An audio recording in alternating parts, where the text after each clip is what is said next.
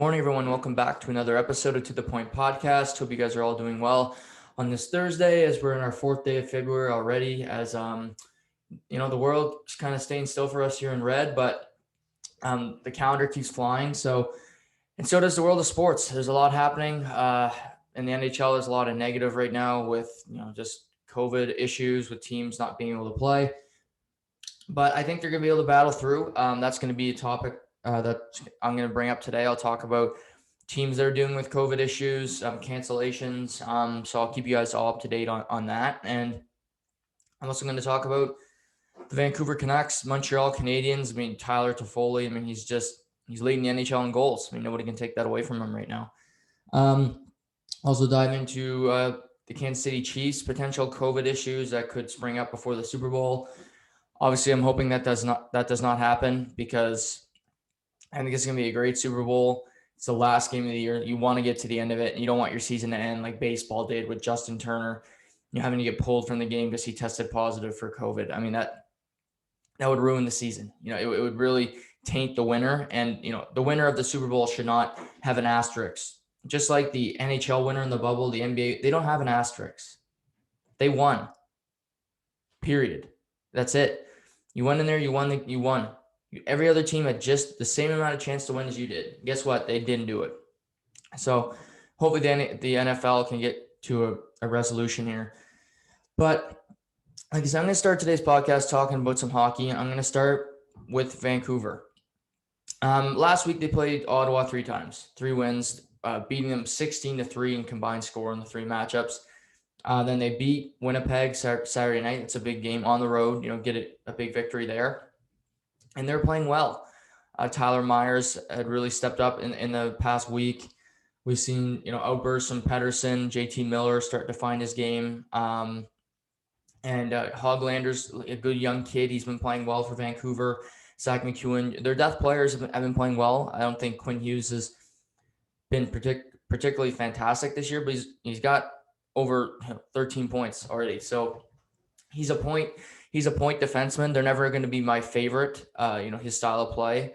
But he produces. So good on them. But then they come into this week, and I said on Monday, this is a massive week for Vancouver. And because they got Montreal twice in Montreal, and then they have Toronto 3 times, Thursday, Saturday, Monday. And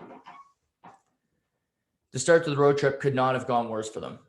Losing 6-1 Monday night to Montreal. I mean, they have played Montreal 5 times this year, and they've lost 4 of them. And really, they haven't been that close. Montreal is a much, much better team than Vancouver. And, Monday night 6-1, it was Holtby. Yes, he let in 6 goals. He hasn't been good this year so far. He's been shaky at best. I mean, their defensive play is just not happening. I mean, guys are just muscling them off pucks. People can say, well, Montreal doesn't have an elite player. They don't have a superstar. They don't need one right now, because they have a team that works night in and night out. And that's why they're getting wins. It's not because, they're playing the bad teams. Everybody's playing the same teams. It's this division. It's not that it's adequately strong. It's not the East. Just because it gets the most media attention, it doesn't mean it's their toughest division. But when it comes to Vancouver, they just get outworked, point blank. I mean, Pettersson, he's a guy that's kind of complained to officials about getting hacked, getting, hit cross-check for a long period of time now. And it's just not happening anymore. When you're not producing, when you're not putting up goals, you might get the benefit of the doubt, a call every now and then. He's not getting it right now, because he's not the same player that he was last year. I don't know if it's because it's a contract year, really important year for him to cash in, coming off his entry level, but he hasn't looked the same. Doesn't look the same to me. He hasn't had that same explosiveness, and it's tough for them right now. I don't know what Vancouver's going to do, but Tyler Toffoli, they had him last year. They acquired him at the deadline. He only played 10 games for Vancouver. Then they went to the bubble. He didn't really get to play much. He was injured, played the last couple games against Vegas in the playoffs. But this year he's been on fire. He's got 9 goals on the year. 8 of them have come against Vancouver. He just torches them. I mean, I have a text with a friend every time they play, and it's about 9:30 at night, halfway through the game, where we'll be like, "Oh, Tyler Toffoli, look at him go." And the past 2 nights, 2 players really stood out to me: Toffoli, and I got to go with my guy Josh Anderson. I mean, Tuesday night he scored 2 goals because he was physically stronger than the 2 defenders that were on him. First goal he scored, he gets a pass out in front. He's against Chatfield, who's a young defender, and he just muscled him off the puck. He couldn't do anything about it. He tapped in an empty netter. He could have boxed him out better, but Josh Anderson's better. He's physically stronger. Go to the net. Good things happen. 5th goal of the year. Then he scored the second goal of the game. First of all, he's going to throw a hit on the half boards. They don't know. The defense basically just throws a muffin up the middle because he doesn't want to take a hit from Anderson. He's scared of him. So then Anderson throws the check, continues to the net, deflects home a goal. Defender didn't box him out. He got a stick exactly where he needed him to be. No problem. I mean, this is just work ethic. We see Gallagher has done this for years. Am I the biggest fan of his antics? No. But he's an effective player because he'll go to those dirty areas. Montreal has a bunch of guys that'll go to those areas. Another guy, me and Craig talked about him on it, is Jeff Petrie. Jeff Petrie is such an underrated player. He can score. He's a really good passer. He's a number 2 defenseman on Montreal, and he's the perfect number 2 defenseman. I look at teams that have number 2 defenseman. I think Werenski is a really strong, behind Seth Jones. I think he's very good. But it would be tough for me to find a better number 2 right now because he's playing at a really, really high level. And, maybe you can point to different teams. I'd make the argument, okay, the guy you have 1 is 2. And then you have the guy behind him is 3, 4. And it's just because the team's defense core is no good. Just a couple examples in the Canadian division. I'll just say, Calgary. You could say, okay, well, Gio, Mark Giordano, and Rasmus Anderson. I'd say Gio's a 2-3 right now. He's not a number 1 defenseman anymore. He's getting too old. Rasmus Anderson's not a number 1 yet. He's a 2-3. So that doesn't work. Toronto. Okay, Riley, Muzzin. Riley's not a number 1 defenseman. No, he's not. Muzzin's a better 3. So again, it's what Montreal has is just, I'll say it all year as long as they keep winning. It's a team. They have a team top to bottom that can produce. Nick Suzuki continues to show that. I think he's got superstar potential. Maybe he won't be a 100-point player, but you don't need to be a 100-point player to win in this league. Patrice Bergeron is not a 100-point player. Jonathan Toews wasn't a 100-point player. They won cups, plural, because they had work ethic. They played 200 feet. Suzuki plays 200 feet, and he can also score and assist be an impact on the game. And Andrei Kopitar wasn't always a 100-point player.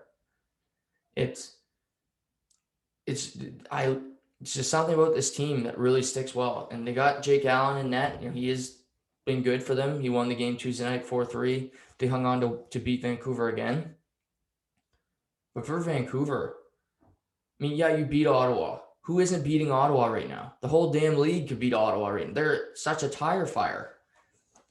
Vancouver needs to find consistency. That's the biggest thing I think Travis Green needs to preach. You played great last week. You won 4. But the first 2 periods against Montreal, even after losing 6-1, they weren't even in the game. Montreal was dominating. Third period, they showed up to play. But you're not going to beat the best team in the Canadian division playing 1 period. I mean, they played 6 against them. They played 1 period. That's not going to work. Holtby's got to find his game better. Myers I think he's been playing well lately. Quinn Hughes, stop turning the puck over. You miss Chris Tanev, I get it, but he's not coming back. And Hamonic, whoever is rotating with you, is not going to be as good. Edler is not as good as he once was. He's an older defenseman. He has limitations. The They need guys to step. Brandon Sutter had a hat trick last week against Ottawa. That's great. It's good to see Brandon Sutter put in some goals. But depth forwards can only do so much. It's on the likes of Pettersson. It's on JT Miller. It's on Bo Horvat. And Brock Besser's been off to a great start. But you guys got to be consistent. Brock Besser's one of the best goal scorers in the NHL. The biggest mark against him is his consistency, because he can score 8 in 2 games, but then he'll go 10 and get 1. That can't happen. And especially the biggest saving grace for Vancouver right now is just how bad Alberta's been playing. I mean, Edmonton's been beating Ottawa. Okay, great. Again, I'm not throwing anybody a party for beating Ottawa. If you don't beat Ottawa right now, you should have your head checked. They're that bad. So, again, next week will be big. Montreal plays Toronto twice next week, Friday, Saturday. They play Ottawa Thursday and Saturday this week. But Montreal's been the best team in Canada, and I think you can make the argument they've been the most consistent team in the NHL so far. I think we've seen some really good teams. Like Boston's been good. Washington, Philly's been good, and I think they're better than Montreal, those teams that I named. But Montreal they've lost 1 game in regulation all year. They've been really consistent. They have had solid goaltending, and they have so much options. Corey Perry, he was not even playing. He's got his 800th point the other night, and he looks good in the lineup. He's not slow. He's out there. He's making an impact on this team. I think he'll stick in the lineup. When Noel Armia comes back, they'll have some tough decisions. But yeah, it's impressive what they're doing right now in Montreal. And again, next week will be a big test for them with Toronto, but it's just as big of a test for Toronto. They were off to a 7-2-1 start. They got Vancouver tonight, but you beat Montreal opening night, and I can make the arguments because the officials handed you the game. That holding call against Suzuki, that was a non-call, but again, they called it. Officials have been pretty bad this year so far. But next week, again, I'm excited for next week's games, because those are Wednesday night and then Saturday being Hockey Day in Canada. They'll meet up, they'll play. So should be in store for some good hockey there. But credit to Montreal. They haven't fallen off the cliff yet that I think everybody's predicting them to be. I think everybody wants Montreal to be the Edmonton Oilers or the Buffalo Sabres. They're not. Those teams started off hot because they scored a lot of goals and defensive structure sucked, which it does every year when the season starts. But Montreal is not bad defensively. They get goals from everybody in their lineup. They gel. They have the best goalie in the past decade. They're not going to win every night. Of course not. But they're here to stay. Let's pivot to the Ottawa Senators. Yeah, it's like I said, it's ugly in Ottawa right now. They're heading home after a terrible road trip where they just were smoked by Vancouver, head to Edmonton. They get their doors blown off by Edmonton, losing 4-2 Tuesday night. But I don't know. For DJ Smith right now, it's got to be difficult because you want to try to protect your young kids and Tim Stützle, Colin White. You got Batherson in there. They just recently recalled Eric Brandstrom. So you got a lot of young guys, Josh Norris, half their lineups, younger guys. But the biggest thing, the veterans have to show something. And I'm talking about Derek Stepan, Evgeny Dadonov, Matt Murray. I mean, show up. Come on, Derek Stepan has not been the same since he left New York. I'd say he was a number two center in New York when they went to the Cup final. He was really effective at that role. Went to Arizona, his points decreased year after year. 20 points. Last year he scored just over 30 points. But you bring him in, hoping you can mentor, hopefully he can bring you something. But he's not even playing well defensively right now. Giving pucks up, not being accountable in his own zone. I mean, you're bad. You at least have to be good in your own zone to an extent. And Ottawa's been a mess. Shabbat hasn't been good so far this year. He's been injured too. Again, he's kind of playing by himself on the back end, but I mean, he hasn't been good either. You can't just say, well, every other player sucks. He's been great. No, that's not how I look at this. But for Ottawa, they can be better. And Evgeny Dadonov is a big signing they made. And he's been a goal scorer in Florida. He scored over 30 goals. However, one on the year, and he's not even getting good opportunities. And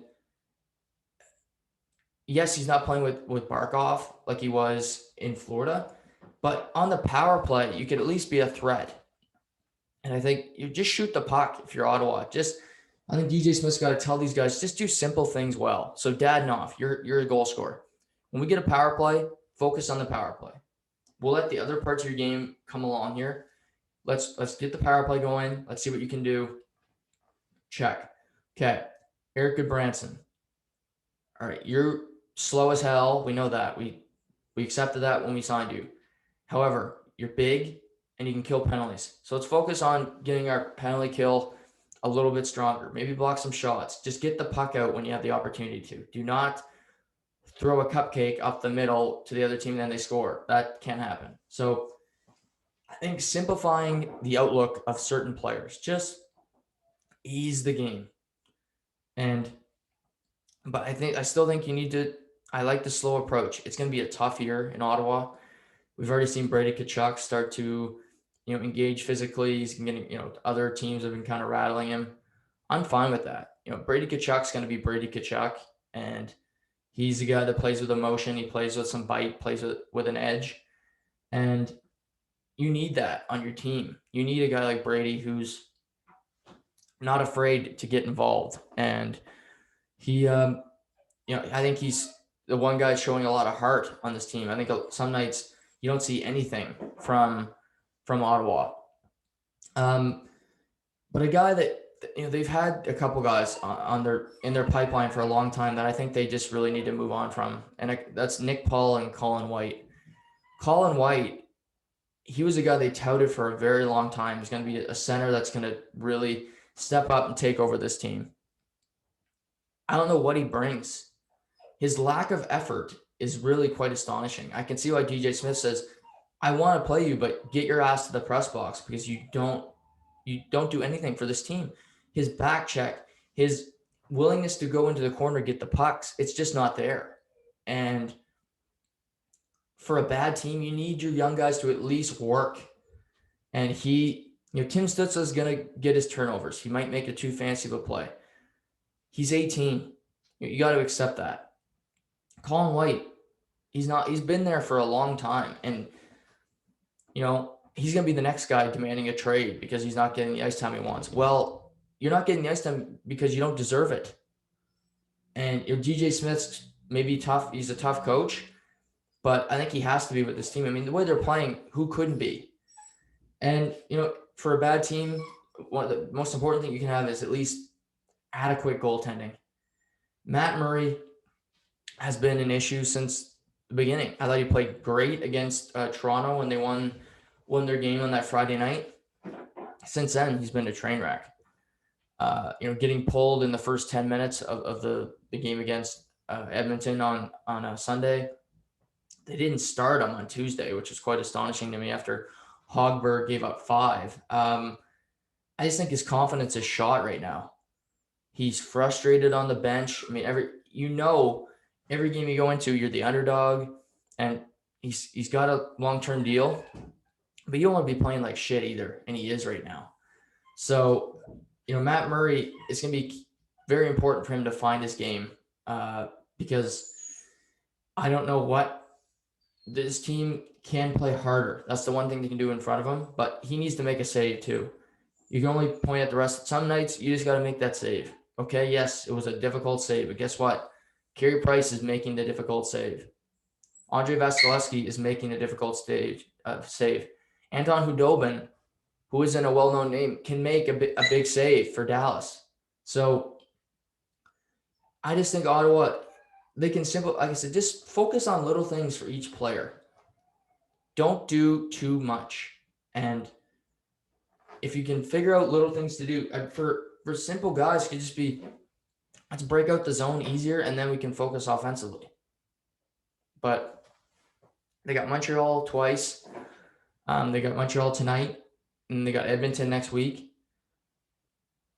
They got to pick it up here, because you don't want it to be a joke how bad you are compared to everybody else. You want to at least be a competitive team, that teams don't roll into Ottawa and they say, well, point night, let's get 4 each tonight and let's move on. That's not fun. And they don't get a break. Toronto's been off since Sunday, where they get an extended break where they can work on stuff. Ottawa doesn't. They fly home from Edmonton. They got Montreal tonight. So gear up, because it's gonna be a tough stretch here for them. But yeah, for me, I'd be moving on from guys like Colin White and Nick Paul. They're not the future of the Ottawa Senators, and I think that the management has known that for a while, and they keep them no matter what. Moving on to the Columbus Blue Jackets. Obviously they made the big deal for Patrick Laine, trading away Pierre-Luc Dubois, and Laine had some immigration issues, so he hasn't been able to get over to Columbus, but he actually arrived last Friday. He had to quarantine for 48 hours, so he was till Tuesday night. He was till Sunday night, then he was free to go. So practice Monday, Tuesday night makes his debut. It didn't go great. It did not go great. He played just 20 minutes. He played 20 minutes, was a minus, wasn't really a huge impact on the game. And at the end of the game, you kind of saw him heads in his gloves already. He's a guy that's been known for his fitness not being that great and being in shape. But I'm not going to blow this out of proportion when it comes to him and Torts, but I don't know how those two work together. Torts is a guy that fuels himself and his players on work ethic. Columbus has made the playoffs the last 2 years, and really they shouldn't have. If you look at their roster, if you're not a hardcore hockey fan, you don't know half their roster. If I say the name Marcus Nudavara, what does that mean to you? Eric Robinson, Liam Foudy. These guys aren't household names. Yet, they've been in the playoffs. They've beaten Tampa Bay. They've beaten Toronto. They've been a factor. And for Columbus, Laine is going to be a huge part of their future if they win. But he's on the last year of his deal, and I don't know how him and Torts are going to gel. Torts is going to be Torts. He's been a coach for a long time. I think he's changed some. I don't think he's still that guy that's crusty all the time and that people can't stand. I don't buy that. But he's going to be Torts. He's authentic, and I appreciate that. He's one of my favorite people to listen to with the media, because he's just not your stereotypical media guy. He doesn't give you what you want, and I have an appreciation for that. But for Laine, hopefully it was just because he hadn't been skating, and he looked slow. He was great opening night, so maybe you can find that chemistry. Obviously, he's with new teammates too, so that's going to be a struggle. But his biggest thing always has been his consistency. Can he go after pucks? Will he go after pucks? Will he go in the corner? Will he play with some bite? Because he's got it. He's got to here in Columbus. They're in a division where they should make the playoffs, with the likes of Chicago, Detroit behind them. I think Columbus is a better team than Florida. Obviously, you got Tampa Bay there. Dallas is a good team, but you're just as strong. You got Seth Jones back there. You got Orensky. You get two competent goaltenders in Merzlikins and Korpisalo. So we'll see. But it was a tough start to his career. But I hope the best for him. But like I said last week, I would play him with Atkinson. Atkinson's a goal scorer, but he's also a very good passer. And I would probably try him with Alexander Texier. I think Texier is a really intriguing forward. He brings a lot to the table. He's a dynamic player, and he's a guy that can complement Laine just with speed and with good passing ability. But tough start for Laine. they're blown out by Dallas 6-3. They scored a couple goals late. It really wasn't that close of a game. It was throughout the whole game, it was just dominance. Before we move on to the COVID problems, I'm going to talk about a couple of games last night. And, the Central Division, obviously Columbus is in it, hasn't really gotten a lot of pub because it's been the COVID division. Everybody's getting COVID, and it's been a problem. But, Tampa Bay, it's so crazy. I watched some of the game last night. They played Detroit. It was a 6:30 start, so it started early. It was 3-0 in the first 8 minutes for Tampa Bay. It's just astonishing how much better they are than Detroit. I mean, Victor Hedman just basically circled the wagons, just did whatever the hell he wanted, then went bar down on Thomas Greiss. I mean, Greiss led in 3 goals on 5 shots. It was tough for him. He was pulled, like I said, 8 minutes into the game. Detroit, they're not good. I mean, they've lost 7 in a row. They should have, they finished dead last of the league last year, and they got the 4th overall pick because of the draft lottery. Now, let's talk about the draft lottery for a minute. So if you guys don't know, draft lottery, end of the year, if you finish last year, the best odds of getting the number 1 pick. But it doesn't necessarily mean you're getting the number 1 pick. It goes into, you go in ping pong balls and it comes down to odds. And last year, the Rangers won with very little odds of winning it. And that's not good for the league. The team that finishes last, in my mind, should get the number 1 pick. And I say this for a couple of reasons. So Detroit got number 1. They were the worst, but then they get the 4th overall pick. They don't get the number 1 overall pick. And they selected Lucas Raymond, who looks like he's going to be a good player. No problem there.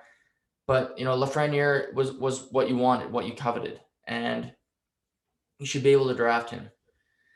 I just think you want your teams in the bottom to at least improve, a little bit and year over year. You don't want the same teams at the basement. Detroit's an original 6 franchise that made the playoffs for 22 straight seasons. They were a powerhouse with Lidstrom, with, Brandon Shanahan, with just their long list of players, Stevie Y. I mean, Zetterberg, Datsuk. It doesn't matter who it could be, Columbus. You want those teams at the bottom to get better. You don't want them to be stuck in the mud forever. And for teams that kind of struggle with money, and Detroit's been doing that lately. They moved to a new building. They weren't having great attendance before the pandemic. I can't imagine that they're swimming in money right now in Detroit. They should get that number 1 overall pick. It shouldn't be a draft lottery. And I get they like the TV event where it's suspenseful and, yada, yada, yada. They should have got the number 1 overall pick because it's better for the league for Detroit to be better. And it doesn't matter if it's Detroit. Again, my point always is, okay, well, we want the big markets to be good. Okay, that's fine. If that's what the NHL PR wants, is that what the fans want? That's fine. I don't root for the big market. I don't root for anybody. I just want the league to be competitive. And Detroit was clearly the worst. I mean, last year they were a joke. They were Ottawa the past 2 weeks all year. They need help. And they should get it. And I think it's a shame that they could go another year without getting one when they're the team that desperately needs it the most. I mean, they were competitive for 22 straight years making the playoffs.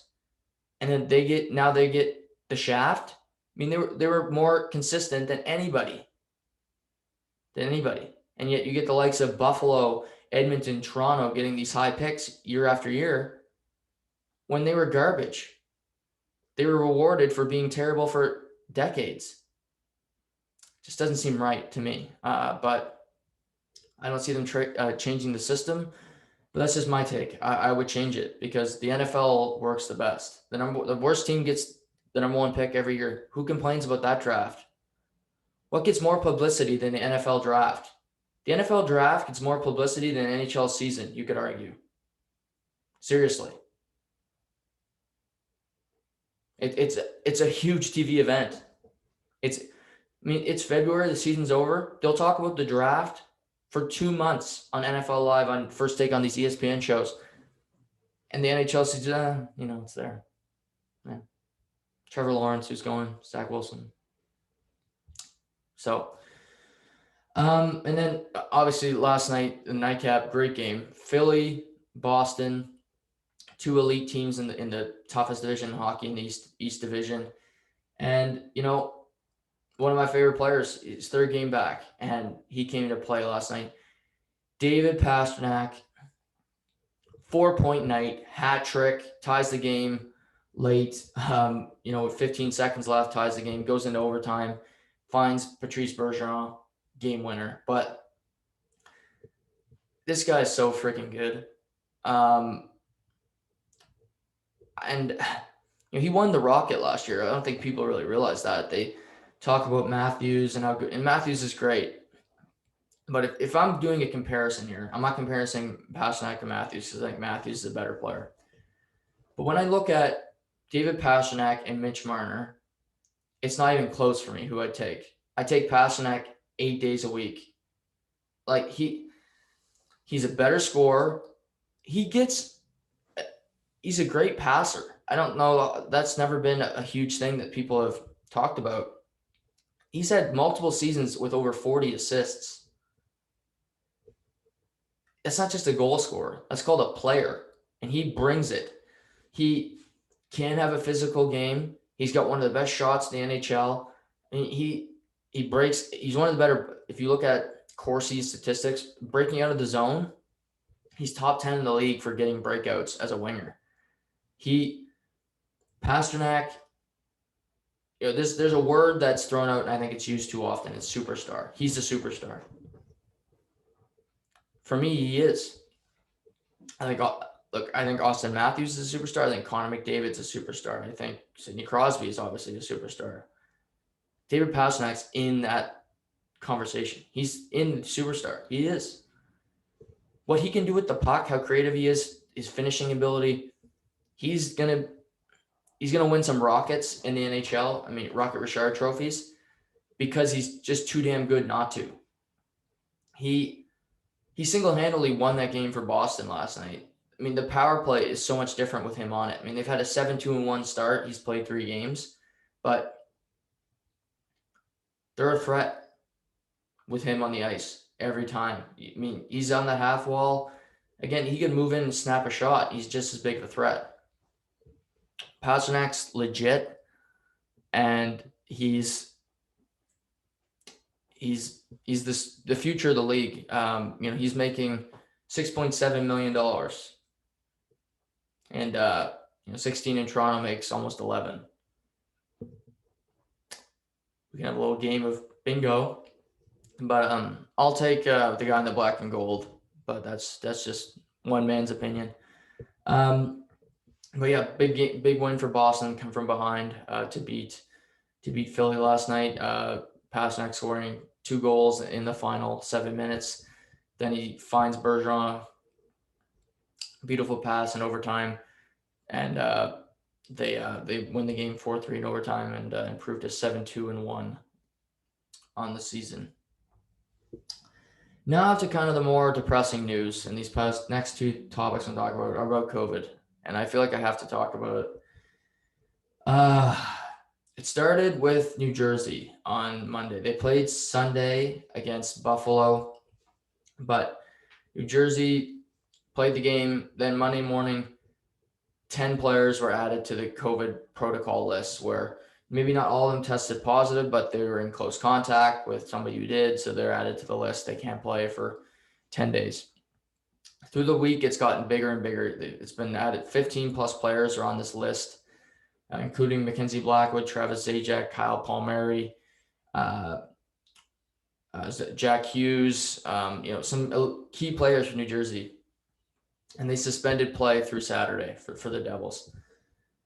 Then Buffalo started to get some positive tests, and they played New Jersey. So they're suspended play through Monday now for Buffalo. So those 2 teams done for the week. Buffalo's supposed to play the Islanders Tuesday night. That's suspended. Supposed to play them tonight. That's postponed. So that's no good. Then yesterday, 15 players on Minnesota were added to the COVID-19 list. They played Colorado Tuesday night, and Jared Spurgeon, Marcus Foligno, Zach Parise. These guys are all added to the list. And in Colorado, last night had one player added to their COVID-19 list.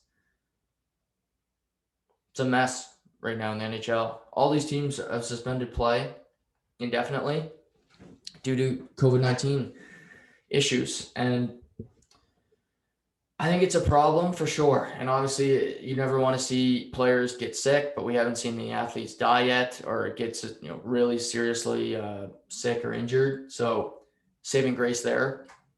But the biggest thing I think the NHL could get here, and this is a bad thing to say, but if the Olympics are canceled, and I think the Olympics will be canceled, if the Olympics are canceled, the NHL does not have to fret because their season can be pushed back.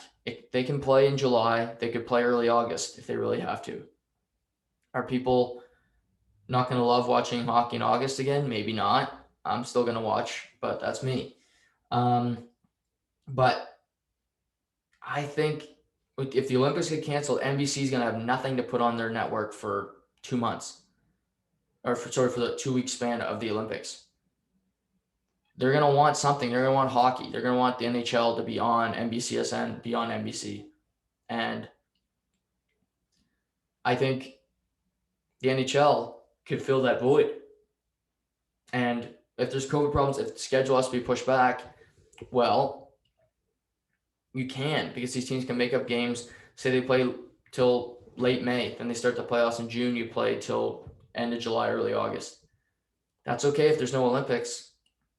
And with the world the way it is, with the lack of vaccines here in Canada, I don't see how you can get an Olympics with an Olympic Village with all these athletes. I mean, they're trying to do the Australian Open right now in tennis, and I don't know if it's going to get off because there's so many teams, so many players have tested positive, or coaches, and they have to quarantine and all this bleep. And I don't know. That's just one tournament with tennis players and coaches. We're talking about Olympic athletes where you get people from Asia, people from Canada, all over the world with their trainers and their nutrition and all this. You're telling me that's not going to be a fucking nightmare? It's going to be. I don't see how they do it. And I think for right now, the NHL, obviously they can't plan for the Olympics being canceled until it's canceled, which I don't see the Olympic Committee doing until the very last second. But I think they kind of got to reach and say, we have some more time here. If we really think about it logically, we probably have another 3 weeks to play with if we really need it. We can play into August and we can start the next season mid-October. Maybe you don't start the season on the 1st or 2nd like you do every year. Maybe start the season October 18th, halfway through. So something to think about, but I don't think it's going to be a massive issue for the NHL. Again, if it spreads, if this week it's Colorado, Buffalo, New Jersey, and you start to see every team get affected down south, then we got a bigger problem here. Then you can't play any games for teams in the States, and it's just the Canadian division. But I think they can battle through this, but it's obviously a concern. I mean, you don't want to see anybody get sick or anything right now, but you got large teams that are traveling. This is bound to happen. But that's just the COVID issues right now. And hopefully we've seen Carolina come out the other side of this, Dallas come out the other side, Tampa Bay to an extent. So I think they can battle through this, hopefully, to a degree. And we'll see where it goes from here. But I have faith that the NHL can get through this. The players can. The teams will find a way to move forward without too many issues long term. Now, COVID, again, I'll talk about it today again, moving to the NFL. And this is really a crazy story. I don't know how the hell this happened, but so the Chiefs players are all getting haircuts this week for whatever reason. I don't know if they're all getting the same haircut or They all want to get their hair cut before the Super Bowl because they want their hair to look good before they put the helmet on. But for whatever reason, they're all getting their hair cut. And the Chiefs have a team barber, and he was in the middle of giving everybody a haircut. He was giving center Daniel Kilgore a haircut, and it was at this time his test came back. He's positive. So Kilgore's on his chair. He's sitting there, half his head shaved, and he had to leave it. The hair, you can look it up online, Daniel Kilgore on Instagram. But this side of his head's completely bare, and he's still got hair here. It reminds me of Will Forte on The Last Man on Earth, if you've ever seen that show. And it's a funny picture, but the bigger concern here is that the barber tested positive. 20 Chiefs were in line to get haircuts. And Kilgore was obviously put into the COVID-19 protocol list. He has tested negative the past 3 days. But, I'm not a scientist. I'm not an expert on this crap. It can pop up, days later if it really wants to. So, and, one of the guys in line to get a haircut was Patrick Mahomes. For me, do you really need a haircut this week? That effing bad? How about go win the Super Bowl, then go get a haircut and get COVID for the next 6 months? Who gives a shit? I don't know how the Chiefs organization allowed these guys to get hair. Why is haircuts a priority? And I don't know.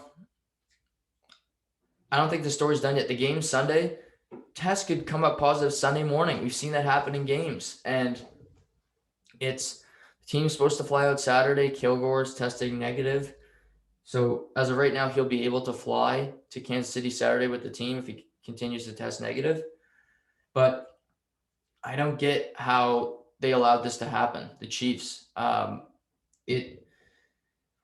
do you need a haircut this week? You wear helmets during a game. Okay. I get it. I like to have my hair, look, slick back, whatever. But I should get a haircut too right now. It's getting a little, look at this, up top. It doesn't look great right now. But guess what? I can't get a haircut, so I suck it up and look like a sheepdog sometimes. Well, Mahomes, you don't have gray hair to begin with. Just leave it. And I don't understand the Chiefs' thinking here. You had 2 weeks to get through. You play the game, hopefully win the Super Bowl. Then you get 1,000 fucking haircuts. But the barber, is he following rules? Is Rick the barber not going to the local pub and having a drink with Joe and Glenn? Who knows with this barber? If he tested positive, clearly he was in contact with somebody. Maybe his wife went to a spin class. She comes back, she's got again. It's tough, but getting a haircut it seems so stupid to me. Why do you need a haircut? And the Chiefs got to hope that nothing bad happens out of this. Obviously, with Mahomes in line, with 20 different players, you want your best lineup on the field when you take on the Bucs, because to be quite honest, you need it. The Bucs are a good team. They're led by the greatest football playoff performer in the history of the league, in Tom Brady. He's not going to give you a break, and I don't think the NFL is going to delay the game just because a few players tested positive because you made the stupid decision to get your haircut the week of the game. But in years past, getting a haircut is no big deal, but it's not a normal year. We all know that, and I think the Chiefs that shouldn't have been a priority. Win the game, drink some beer, go get a fucking haircut, point blank. But then again, I could be totally off base here, but I try to think logically. That's just what I do. I didn't talk about this Monday because it was such a loaded show, but I want to talk about some golf. I haven't talked a lot of golf here on the podcast. However, I'm a big golf fan. We got the Waste Management Open in Phoenix starting today on NBC over the weekend. The season's really starting to pick up with tournaments every weekend. Golf's done a really good job since COVID began and getting players place to place. They're traveling, a lot of them are driving, but have not had a lot of positive tests. It's been the PGA Tour has done a really, really good job at getting their athletes to and from events and making sure that everybody does it safely. So credit to them. But over the weekend, they're playing in Torrey Pines, that's where the PGA Championship will be played this year. It's a good course, San Diego. And tournaments going along. You got in the top of the leaderboard, you got Victor Hovland, Patrick Reed, Tony Finau, who's always seems to be there come Saturday. And Patrick Reed sculls one a little bit, and the ball gets it's kind of stuck in the ground a little bit, but in golf, there's a lot of etiquette in golf. It's about being professional, being fair, not cheating. I mean, it's a history of being the good guy's sport, so to speak.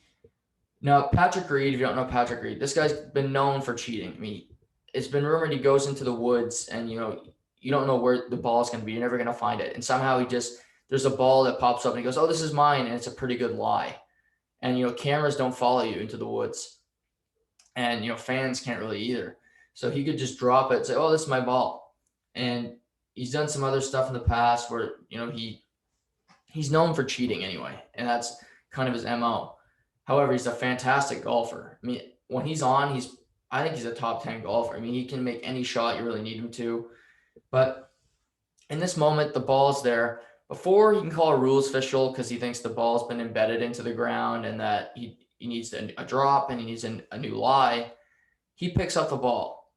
That's a no-no. You don't do that. You get the rules official, because what if you're wrong? Well, then you get penalized for it. But then the rules official comes over. The ball's already been moved, and he faces no penalty for it. And, it's cheating. And we've seen after the round, Xander Schauffele really called him out, saying the PGA Tour really protects this guy. And clearly a lot of the guys on the tour, it doesn't sit well with them that Patrick Reed gets liberties that they don't. And so he picks up the ball, he goes through that. It's clearly cheating, and somehow the rules official didn't pick up on it. And, you got guys like Nick Faldo on the telecast trying to be nice, but basically saying, yeah, Patrick Reed cheated here. You got their new rules official that they just hired came on the screen. Yeah, Patrick Reed's known for this. He's a cheater, blank, blank, blank.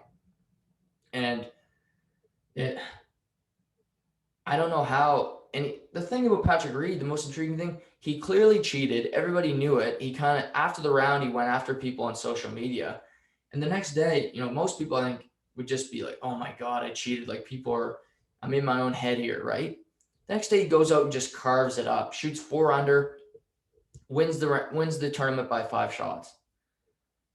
But he's such a good golfer. You don't need to cheat, Patrick Reed. And the only way I see this as a positive for golf is that if he really takes the villain role and learns to fuel from it.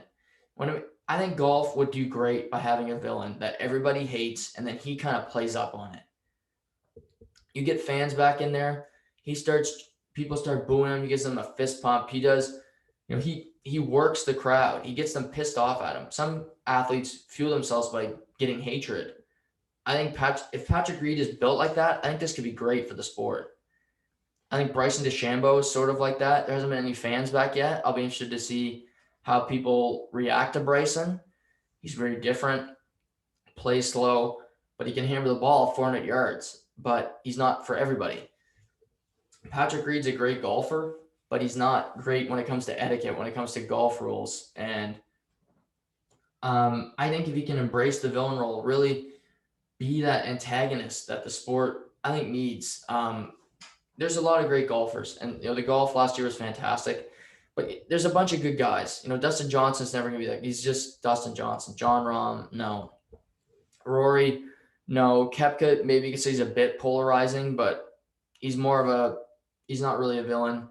Again, DeChambeau maybe, but I think of Vijay Singh back in the day. He kind of had that villain role because he was going up against Tiger. He wasn't always the best with etiquette, and I think people really took to that, and it sparked the sport, because if the guy they hated missed the cut, like, a big haha, you suck. But then the villain was a good player too, and I think for Patrick Reed, like I said, he's a top 10 golfer.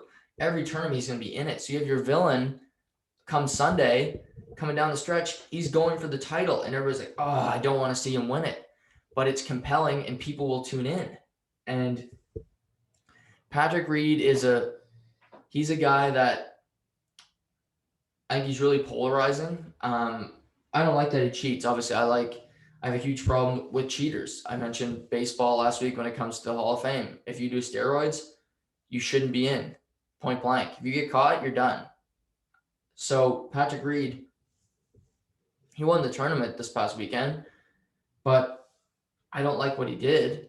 And I think the guy's kind of a scumbag for it because he does it over and over.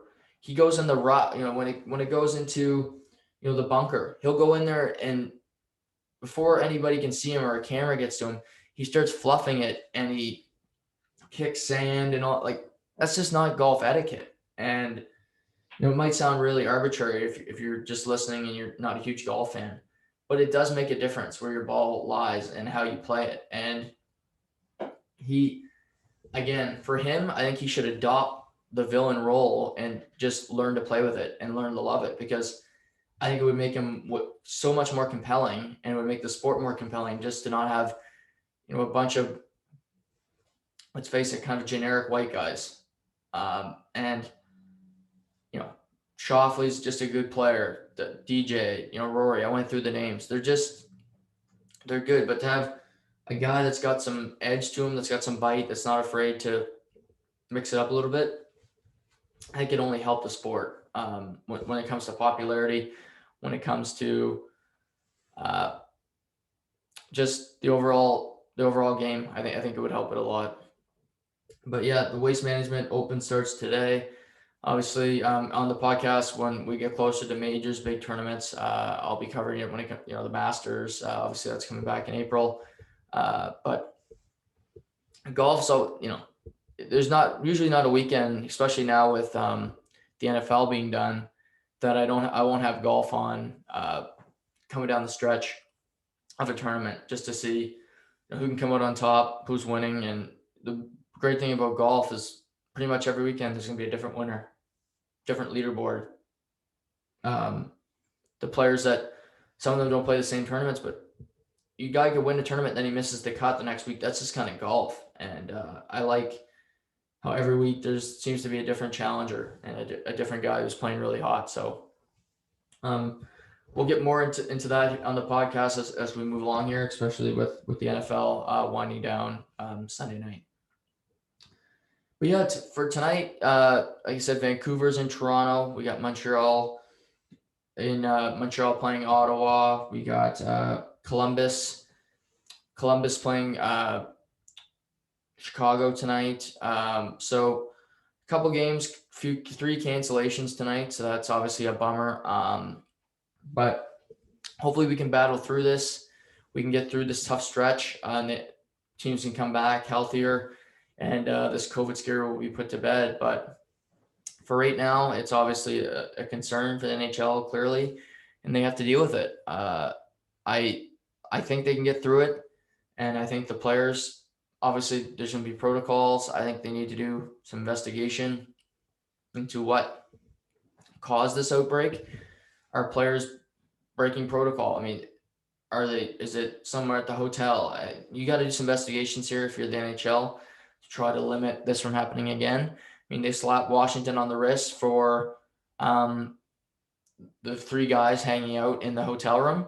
Well, what happens here? Nobody's going to get punished for this. It's just bad luck. That seems like a double standard to me, and I don't like that one bit. I mean, it's be consistent or shut up. And why just hammer Washington when they've had one case? Samsonov did test positive. Well, these teams here are having multiple players test. But what the hell happened? So I'd like to see the NHL be a bit more transparent with their COVID rules and how they're treating these other teams, because if it's just Washington facing the brunt of this for guys having a drink after a game, well, et tu Brute. But yeah, that's probably it for today. But we have a lot coming up tonight. I'm going to be recording a podcast with Brody Terrio. We're going to talk about UFC. We're going to talk about UFC 257, McGregor, Poirier fallout, the lightweight division, where we see that going. We're going to talk about rankings and how fighters do and don't get opportunities, kind of how the sport works and what we don't like about it.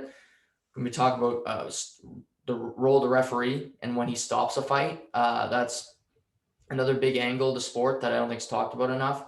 And then we're going to preview some upcoming fights, some big pay-per-views in the next couple of weeks. And then this tomorrow morning, I'll be doing a show with Matt Wright. We'll talk about the NFL. We'll talk about Super Bowl, Deshaun Watson. So we'll get you a Super Bowl. We'll get you previewed. We'll give our picks, our MVP picks, and we'll get you set for Super Bowl 55. And then Saturday, Casey Ward's going to hop on with me again, and we're going to be talking about the best and worst tanks in the last 10 years in the NHL. So teams tanking, teams giving up on the season, basically trading away players, and the best tanks and rebuilds in the past decade. So that should be fun. We might be doing that on Facebook Live, so I'll keep you guys prepared and tuned up for that. But have a great Thursday. Like I said, I'll be back tonight with Brody, but stay safe and we'll talk soon.